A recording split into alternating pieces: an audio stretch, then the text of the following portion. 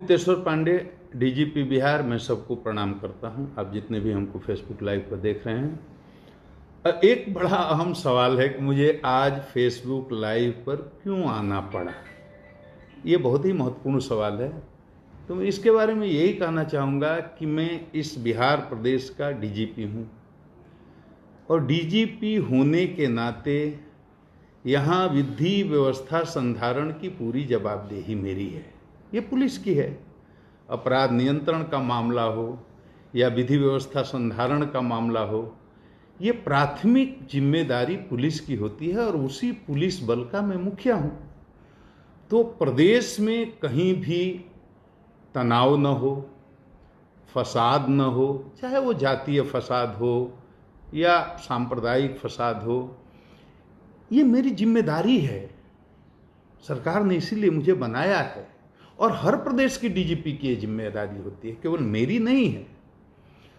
तो मैं इस जिम्मेदारी को निभाने के लिए, अपनी बात आप तक पहुंचाने के लिए, एक घटना की सच्चाई आपको बताने के लिए आज फेसबुक लाइव आया हूं, ताकि मेरी ये बात बिहार की 12 करोड़ जनता तक पहुंच जाए और उनको ये सच्चाई पता चल जाए कि गोपालगंज में रोहित हत्याकांड का संबंध किसी सांप्रदायिक मामला से नहीं है। मेरे फेसबुक लाइव पर आने का उद्देश्य किसी का नुकसान करना, किसी की भावना को आहत पहुंचाना, ये भी नहीं है।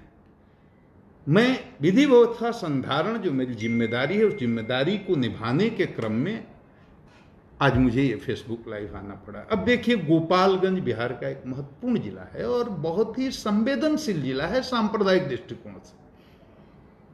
उत्तर प्रदेश का बॉर्डर है, उधर देवरिया जिला, इधर हमारा गोपालगंज जिला। बिहार उत्तर प्रदेश का बॉर्डर है।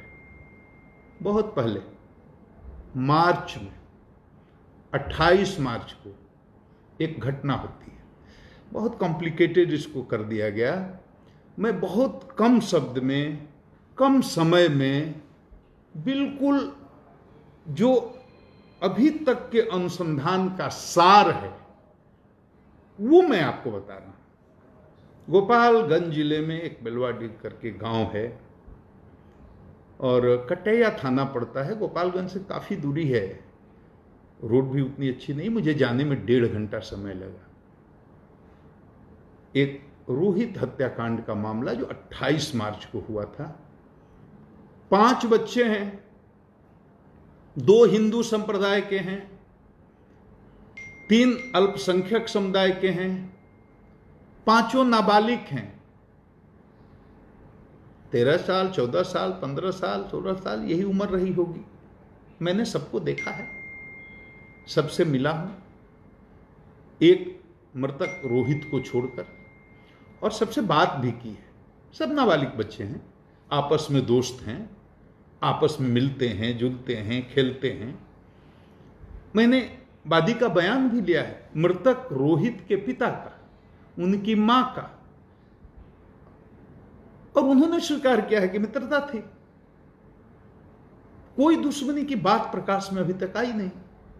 गांव में कोई झगड़ा हो, झंझट हो, तनाव हो, हिंदू मुस्लिम की बात हो, मुझे तो लोगों ने बताया 15 साल से कोई बात ऐसी नहीं हुई। एक से एक स्थितियां आई, एक से एक परिस्थितियां आई, और हाल के इस साल में तो कई ऐसे अवसर आए जब सांप्रदायिक सद्भाव बिगड़ सकता था।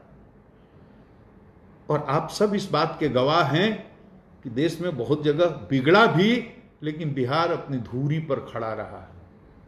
कहीं कोई सांप्रदायिक विवाद फसाद हुआ नहीं। ये 12 करोड़ बिहार की अमन चैन पसंद जनता का कमाल है। ये बिहार के डीजीपी का कमाल नहीं है, ये लोगों का कमाल है कि वो जहां थे खड़े रहे, सांप्रदायिक सद्भाव को बनाए रखा। एक से एक परिस्थितियां आई। उस गांव में बताया लोगों ने कि 15 साल उसके पहले भी कोई इतिहास नहीं है कि आपस में सांप्रदायिक तनाव हुआ हो। बड़ा गांव है। बताया गया कि 400 से अधिक लोग हिंदू हैं और मुसलमान तो दाल में नमक की तरह हैं, वहां अल्पसंख्यक के समुदाय के लोग, बताया गया मुश्किल से 10-15 घर होंगे, बहुत छोटी संख्या है। आपस में प्रेम है, एकता है, मोहब्बत है, भाईचारा है, किसी तरह की कोई तनाव की सूचना नहीं है, कोई इतिहास भी ऐसा नहीं है। ये 5 बच्चे हैं, 2 हिंदू के हैं, 3 मुसलमान के हैं, ये 5 नाबालिग हैं, एक उम्र के हैं, एक साथ खेलते हैं, खाते हैं, उठते हैं, बैठते हैं। और रोज की तरह उस दिन भी ये 5 गए। एक हिंदू बालक, वही जाकर के उसको बुलाया, चलो हम लोग खेलने चलते हैं। 3 साइकिल, 5 ये मित्र साथ जाते हैं गांव से 3-4 किलोमीटर दूर। एक खनुआ नदी है, यही नदी है जो उत्तर प्रदेश को बिहार से डिवाइड करती है। 20 फीट चौड़ी होगी, लेकिन गहरी बहुत है।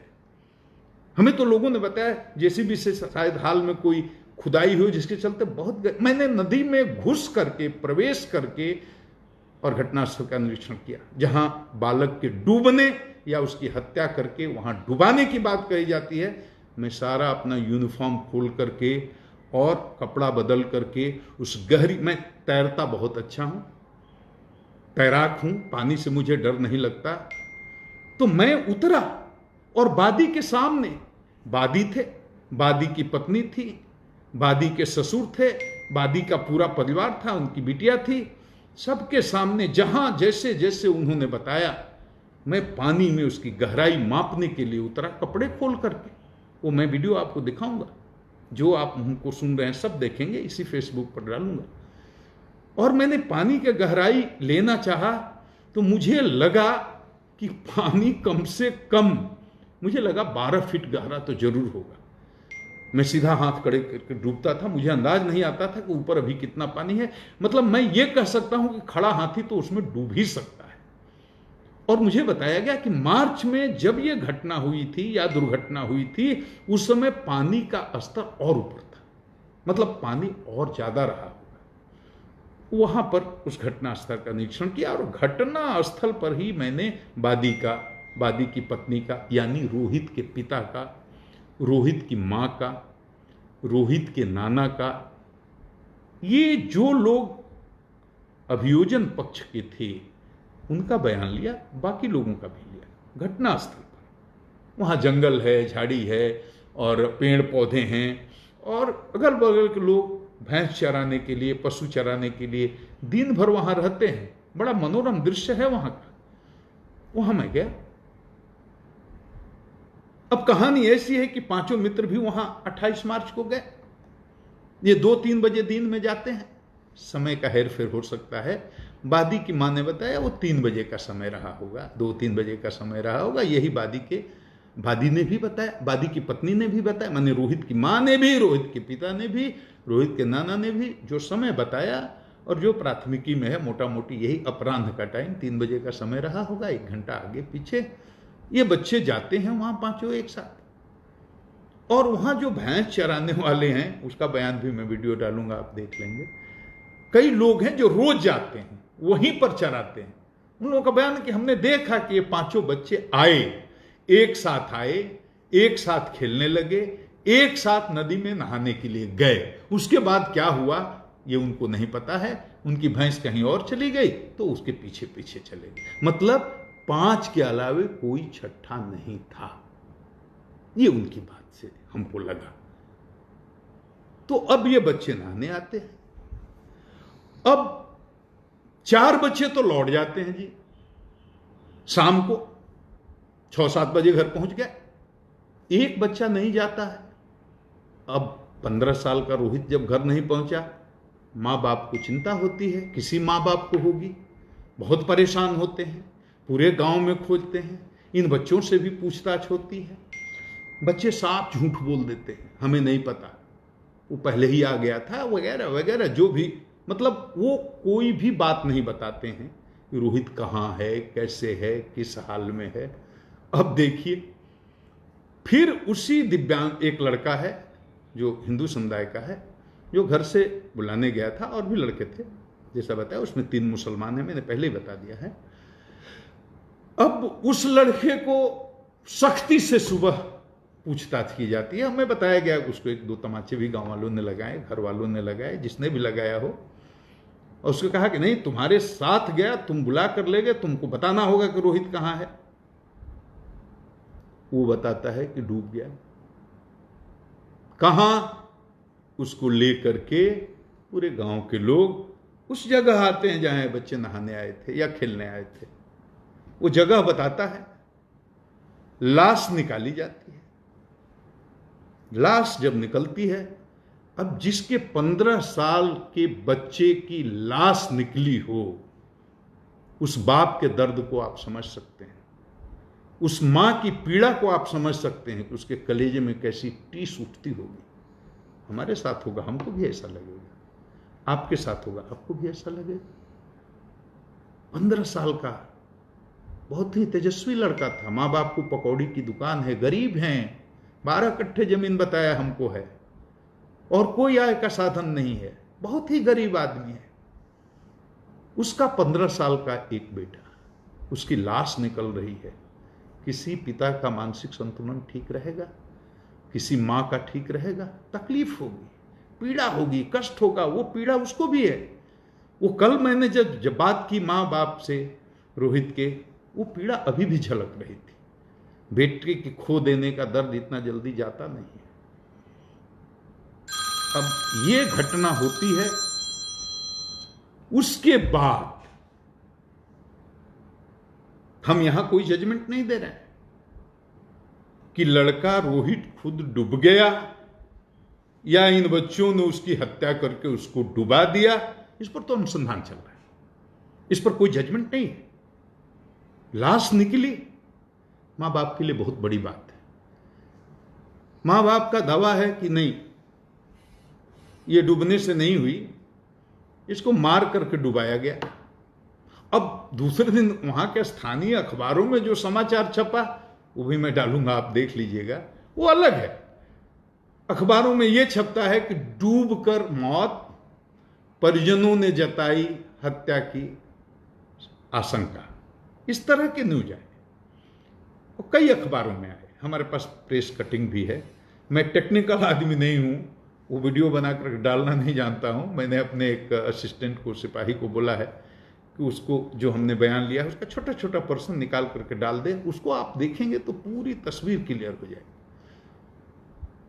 स्थानीय अखबार इस तरह से रिपोर्ट करते हैं, डूबकर मौत, डूबने की आशंका, परिजनों ने जताई हत्या की आशंका। अब ये बात तो हुई, तो पुलिस ने क्या किया? पुलिस की भूमिका क्या रही? पुलिस ने कोई इफ बट नहीं किया। रोहित के पिता ने जो कहा, पुलिस ने एफआईआर कर लिया। उसने कहा हत्या हुई, हत्या का मुकदमा दर्ज कर लिया। और कानूनी प्रावधान है कि अगर कोई प्राथमिकी दर्ज करने जाता है, कराने जाता है, तो आप ये नहीं बोल सकते कि तुम इसमें ऐसे लिखो या तुम में ऐसे सुधार करके लिखो तब हम प्राथमिकी दर्ज करेंगे। उसने हत्या का आरोप लगाया, जैसे लगाया वैसे थाना प्रभारी ने उसका हत्या का मुकदमा दर्ज कर लिया। और दर्ज ही नहीं कर लिया, तत्काल बिना विलंब किए हुए 5 अभियुक्तों की गिरफ्तारी हो गई। एक भागा हुआ है। 4 बच्चे, 5 बच्चे थे, एक बच्चा तो मर गया, 4 उसके मित्र, उन पर हत्या का मुकदमा, उनको गिरफ्तार कर लिया गया। उसके अलावा 2 लोगों को और वादी के पिता ने हत्या में शामिल होने का या साजिश करने का आरोप लगाया। उसमें एक जो बच्चा है उसका कोई पिता है, एक और गांव का कोई आदमी है, दोनों एडल्ट है। उसमें भी एक को गिरफ्तार कर लिया। मैंने 6 में से 5 गिरफ्तार, एक कहीं भागा है। तो पुलिस ने एफआईआर गिरफ्तार कर लिया, जेल भी भेज दिया। एडल्ट तो जेल गया। अब 4 जो किशोर हैं वो कहां जाएंगे? किशोर न्याय परिषद में, क्योंकि नाबालिग है, जेल नहीं जाए। अब किशोर न्याय परिषद ने उनको जब उनको उपस्थापित किया तो उनको पेरोल पर रिहा कर दिया। अभी कोविड-19 का समय भी चल रहा है, उनको रिहा कर दिया कुछ दिनों के बाद, 4-5 दिन के बाद, मैं समय ठीक से नहीं बता रहा हूं, 1 सप्ताह के अंदर वो घर आ गए। अब जैसे घर आते हैं तो वादी को लगता है कि पुलिस ने जरूर इसमें कुछ गड़बड़ कर दिया। नहीं तो हत्या के मुकदमे में जिसको भेजा गया था वो घर कैसे आ गए। यहाँ से उसकी हताशा शुरू होती है क्योंकि उसने अपना बेटा खोया है, उसकी निराशा शुरू होती है, पुलिस से शिकायतें शुरू होती हैं, पुलिस अनुसंधान में जाती है, उसकी गाड़ी के सामने लौटते हैं लोग, थाना प्रभारी पर आरोप लगाए जाते हैं, पुलिस को गालियाँ दी जाती हैं और तरह तरह की बातें शुरू होती हैं। कम्युनिकेशन गैप यहाँ से बनना शुरू होता है और वादी को लगता है कि पुलिस निश्चित रूप से इसमें सही अनुसंधान नहीं कर रही और पुलिस के सहयोग से ही ये बच्चे छूट करके आ गए। ये सच नहीं है, लेकिन ऐसा आरोप और लगता है और वादी के मन में एक हताशा का भाव, निराशा का भाव फैलने लगता है।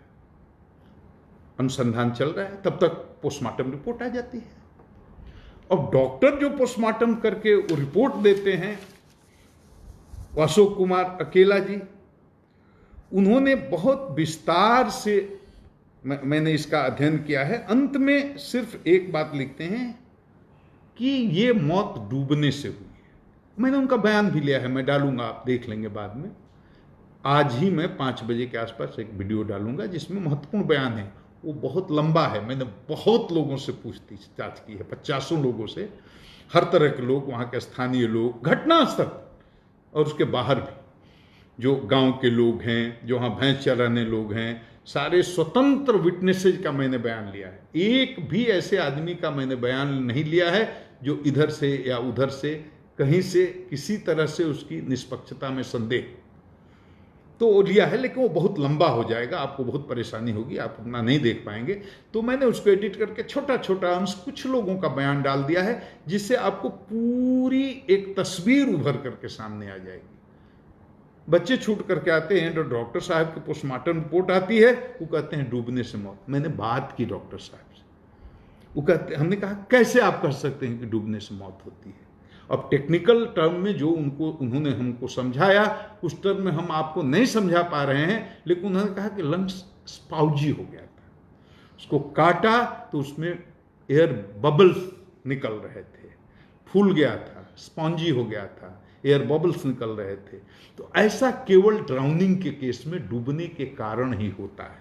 ये आम आदमी की भाषा में आपको समझा रहा हूं। मैंने ये भी सवाल किया, डॉक्टर साहब आंख में थोड़ा खून या कान में, नाक में खून, इस तरह की बात भी बताई जा रही है। तो उन्होंने बताया डूबने के क्रम में आंख पर और नाक पर इतना प्रेशर पड़ता है कि निकलने के बाद वो नसों से खून निकल जाना या थोड़ा रिसाव हो जाना ये संभव है। लेकिन जब इनके यहाँ डेड बॉडी पोस्टमार्टम के लिए आई थी तो उस समय खून सूख गया था। डॉक्टर साहब ने भी बताया कि कहीं भी एक्सटर्नल इंजरी या माने शरीर के बाहरी हिस्से में या अंदर के किसी भी हिस्से में कोई उस बच्चे में इंजरी यानी जख्म नहीं पाया गया। मतलब किसी प्रकार के जख्म के कारण उसकी मृत्यु नहीं हुई है, न गले में किसी तरह का कोई ऐसा निशान या कुछ भी। तो ये डॉक्टर साहब का ओपिनियन, मैं अपनी तरफ से कुछ नहीं कर रहा। मैंने फिर एक दूसरे डॉक्टर साहब जो वही सदर हॉस्पिटल में पदस्थापित हैं उनसे भी मैंने ओपिनियन ली, उनसे भी बात किया और उसका एसपी साहब ने भी बयान लिया था, उस वीडियो को मैं भी डाल दूंगा। उनका भी ओपिनियन था कि ये मृत्यु डूबने से हुई है। लेकिन हम यहाँ केवल इससे संतुष्ट नहीं है, हम अनुसंधान को क्लोज नहीं कर रहे हैं। हम ये मान कर चल रहे हैं कि यह हत्या का मामला भी हो सकता है और डूब करके मरने का मामला भी हो सकता है। अनुसंधान पूरा खुला है। लेकिन हमने जो वहां बयान लिया, लड़के की मां का, लड़के के बाप का, लड़के के नाना का, जो भी अभियोजन की तरफ से गवाही दे सकते, किसी आदमी, पहली बात तो यह कि इसमें से कोई भी घटना का चश्मदीद गवाह नहीं है, आई विटनेस नहीं है, नंबर 1।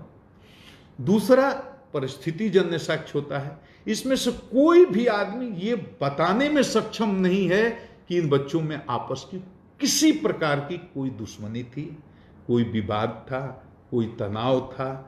मैंने हत्या में मोटिव खोजा जाता है अनुसंधान में। हत्या हुई तो कोई कारण होगा, यहीं से अनुसंधान की शुरुआत होती है पुलिस में। हत्या ऐसे नहीं होती। हत्या के पीछे कारण प्रॉपर्टी का विवाद हो सकता है, पुरानी दुश्मनी होती है, कोई सेक्स का स्कैंडल का मामला हो सकता है, कोई ईर्ष्या हो सकती है, राजनीतिक प्रतिद्वंद्विता हो सकती है, कोई न कोई कारण होता है, मोटिव होता है। उस कारण को पुलिस अभी तक उस मोटिव को नहीं खोज पाई, और उस मोटिव को खोजने में हम वादी की सहायता चाहते हैं, वादी की पत्नी की सहायता चाहते हैं, अभियोजन पक्ष के सारे गवाहों की हम सहायता चाहते हैं कि हमको मोटिव बताएं, तो वहां से हम अपनी शुरुआत करें। हमें नहीं मिल रहा है। हम तमाम दर्शकों से भी अनुरोध करते हैं कि हत्या, ये मामला अगर हत्या का है तो हत्या का मामला साबित करने के लिए कुछ साक्ष्य जुटाने में आप हमारा सहयोग करें। अगर आपको कहीं से किसी तरह का कोई साक्ष्य मिलता है तो आप हमारा सहयोग करें, क्योंकि हम बहुत ही गहराई में इसका अनुसंधान करवा रहे हैं। सीआईडी भी इसमें लगी हुई है। हम चाहते हत्या करके कोई निकल जाए, हत्या को कोई करके बच जाए, ये हम बर्दाश्त नहीं करेंगे। हत्यारा कोई मेरा रिश्तेदार तो नहीं है, और रिश्तेदार भी होता तो हम नहीं छोड़ते। तो हम इस बिंदु पर साक्ष्य जुटा रहे हैं कि अगर हत्या है तो हत्या क्यों हुई, और इन 4 बच्चों ने जो उस 5वें बच्चे के मित्र थे, इन पर हत्या का आरोप लगाया गया है। तो ये हत्या क्यों करेंगे? वहां ऐसी क्या परिस्थिति आ गई कि 1 घंटा पहले मित्रता है और साथ में खेलने के लिए आ रहे हैं, और 1 घंटा के बाद ये बच्चों में कौन सी ऐसी बात आ गई कि इतनी दुश्मनी फैल गई कि उन्होंने हत्या करने की सोच ली, और सब एक उम्र के नाबालिग बच्चे। हम इस पर साक्ष्य जुटाने की कोशिश कर रहे हैं, हम उस कारणों को ढूंढने की कोशिश कर रहे हैं। आप भी हमारा सहयोग करिए। सब कुछ ठीक था। 1 महीने के बाद माहौल बदल गया। कहीं से किसी ने न्यूज चला दिया, वो पता नहीं किसी धार्मिक स्थान पर बलि की बात कह दी। उसके बाद रोहित के पिता का अलग अलग लोगों को अलग अलग तरह का बयान देने का मामला आ गया। कहीं वो बोल रहे हैं कि ये किसी धार्मिक स्थल पर उसकी बलि दे दी गई। उसकी माँ, उसके नाना बोल रहे हैं कोई मौलवी ने उन पर पानी छिड़कता था। ये सब जो बातें बोल रही हैं, तो मस्जिद की बात कि मस्जिद में बलि दी गई। मैं एक ही विनम्र प्रार्थना करता हूँ, सीधी सी बात, एक लाइन में आप समझिए, गांव में कोई मस्जिद है ही नहीं, गांव में कोई नमाज पढ़ाने वाला मौलवी है ही नहीं। मौलवी पानी छींटता था, कोई मौलवी ही नहीं है। ये तो नमाज पढ़ने दूसरे गांव में जाते हैं, हमको बताया गया। हाँ, 2-3 साल पहले ये मस्जिद एक आधा कट्ठा जमीन में बनाने की कोशिश कर रहे थे। उसकी नींव भर पड़ी है, एक जगह 7 फीट की दीवार भी उठाई गई है ऊंची, लेकिन पैसा नहीं होने से या जिस कारण से वो काम पूरा नहीं हुआ, इन लोगों ने छोड़ दिया। वो 2-3 साल से वैसे ही मस्जिद नहीं बनी है, मस्जिद नहीं है। मैं फिर से रिपीट करता हूं, गांव में मस्जिद नहीं है, न नमाज पढ़ाने वाला कोई मौलवी है। और फिर मैंने बहुत लोगों से बयान लिया, गांव के लोग, निष्पक्ष लोग, और जिसका बयान लिया सारे एक बहुसंख्यक संप्रदाय के लोग, मैंने हिंदू लोग थे। एक एक से पूछा और सबने एक स्वर से कहा कि इसमें कोई सांप्रदायिक मामला ही नहीं है, इसमें कोई मस्जिद मंदिर वाली बात ही नहीं है, ये सब बेकार बात है। ये अफवाह कहां से फैली, कैसे फैली, क्यों फैली, ये हम लोग नहीं जानते हैं। स्थानीय स्तर पर किसी तरह का कोई न सांप्रदायिक तनाव है, न था, न कोई ऐसा मामला है। सारे पत्रकार भी वहां लोकल जो वहां के रहने वाले, गोपालगंज के नहीं, कटैया के, जहां की घटना है, वो पता नहीं, मैंने किसी को बताया नहीं था। मैं बिल्कुल अकेला अपने एसपी डीआईजी को लेकर गया था, लेकिन सूचना और गाड़ियों का काफिला देकर उनको पता चल गया होगा। तो 10-12 पत्रकार गए, एक एक आदमी से पूछा, सबने कहा सर हम लोगों ने कभी रिपोर्टिंग ही नहीं की इस तरह की बात की कि कोई सांप्रदायिक मामला है। टोटल बिल्कुल निराधार है। अब कहाँ से किसने ये फैला दी, और जिसके चलते इतना भीषण सांप्रदायिक तनाव की स्थिति उत्पन्न हो गई, तो ये बहुत ही गंभीर मामला है। और चूंकि हमें अपने प्रदेश को बचाना है, हमें सांप्रदायिक सौहार्द बना करके रखना है, और ये अफवाह फैलते फैलते दूर दूर तक गांव में ना फैल जाए, क्योंकि गांव में बहुत लोग हैं जो बहुत शिक्षित नहीं हैं, और वो सुनी सुनाई बात पर विश्वास कर लेते हैं। और अगर उन्होंने इस बात पर विश्वास कर लिया तो बड़ा अनर्थ हो सकता है। तब तो गांव गांव में दंगा हो सकता है, फसाद हो सकता है।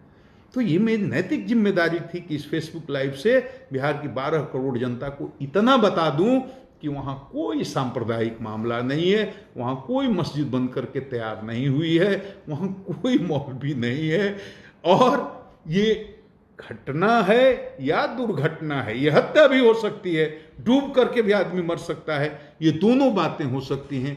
दोनों बातों को ध्यान में रख करके पुलिस इसका निष्पक्ष अनुसंधान कर रही है। किसी को भी ये नहीं लगना चाहिए कि इसमें किसी को दोषी पाया गया तो इसमें छोड़ा जाएगा। बाकी माँ ने क्या कहा, बाप ने क्या कहा और नाना ने क्या कहा, एक लाइन में स्टोरी है कि तीनों में से किसी ने मेरे सामने ये नहीं कहा कि किसी धार्मिक स्थल पर लड़के की बलि दी गई है। एक लाइन की बात। और किसी ने नहीं कहा, हमको यहां तक कि वादी ने कई जगह उसने बयान दिया कि वो अल्पसंख्यकों के डर से भाग करके उसकी जान को खतरा बाहर रहा। मेरे सामने उसने कहा वो थानेदार के डर से भाग गया, वो थानेदार के डर से भागा हुआ है, थानेदार उसको धमकी देता है। थानेदार पर बहुत तरह के आरोप भी लगाए गए और आपने देखा भी होगा, उसको गाली गलौज करते हुए थानेदार का वीडियो भी वायरल हुआ, वो भी आपने देखा होगा। मैं सिर्फ ये कहना चाहता हूं, सिर्फ एक बात, थानेदार ने जो किया, किस परिस्थिति में किया, मैं उसकी सफाई पेश नहीं करना चाहता। किस स्ट्रेस में, तनाव में उसको कितना परेशान किया गया, जलील किया गया, उस पर तरह तरह के आरोप लगाए गए, ये सब बात मैं नहीं कह रहा हूं और ये कहना भी नहीं है। किसी भी परिस्थिति में, किसी भी स्थिति में और किसी भी तनाव की स्थिति में किसी थानेदार को अमर्यादित भाषा में जनता से बात करने का अधिकार नहीं है। वो तो पीड़ित है, उसके 15 साल के बच्चे की हत्या हुई है या मौत हुई है, और उसके परिवार के साथ कोई थानेदार और गंदी आवाज में गाली गलौज की भाषा में बात करता है, ये हमारे लिए शर्म की बात है, पूरे विभाग के लिए शर्म की बात है। तो पहला काम हमने ये किया कि थानेदार को जाते ही सस्पेंड किया, विभागीय कार्रवाई करने का आदेश दिया। उस मामला का पटाक्षेप हो गया। इस वीडियो को बनाने का सिर्फ इतना ही मतलब था कि आप जाने ये कोई सांप्रदायिक मामला नहीं है, या तो ये घटना है या एक दुर्घटना है। घटना माने या तो हत्या का मामला है, दुर्घटना माने या तो डूब कर मरने का मामला है। हम इसको अभी हत्या का मामला ही मान करके वादी के हिसाब से उसके लिए साक्ष्य जुटाने की कोशिश कर रहे हैं। आप भी साक्ष्य जुटाने में हमारी मदद कीजिए। और एक बात और कहेंगे, अफवाह नहीं फैलाइए, बड़ी जिम्मेदारी का काम होता है। देश बहुत मुसीबत में है, हिंदू हो, मुस्लिम हो, सिख हो, ईसाई हो, अफवाह फैलाइएगा बड़ा नुकसान होगा। अब बिहार तो प्रेम की धरती है, मोहब्बत की धरती है, सांप्रदायिक सद्भाव की धरती है, ये महावीर की धरती है, ये बुद्ध की धरती है, ये गांधी की कर्म भूमि है। मोहब्बत का पैगाम बिहार की धरती से दुनिया भर में गया है, अहिंसा का पैगाम बिहार की धरती से दुनिया भर में गया है। हम बिहार को बचाने में हमारी मदद कीजिए, सहयोग कीजिए। और हमारी बात किसी को बुरी लगी हो या किसी को अच्छी नहीं लगी हो तो मैं क्षमा चाहता हूं। बहुत लोगों के सवाल होंगे, बहुत तरह के सवाल होंगे। मेरे लिए फेसबुक पर किसी सवाल का जवाब देना संभव नहीं हो पाता है, इतना व्यस्त आदमी हूं। मैंने स्थिति स्पष्ट कर दी कि केस घटना हुई है, 15 साल का एक बच्चा हमने खोया है, वो हमारा ही बेटा था। लेकिन अब वो हत्या का मामला है या डूब करके मरने का मामला है, हम उस पर साक्ष्य का कि जुटा रहे हैं, अनुसंधान जारी है और एकदम निष्पक्ष न्याय होगा। मैं इतना ही कह करके आप सबों को प्रणाम करता हूं। गुप्तेश्वर पांडे, डीजीपी बिहार।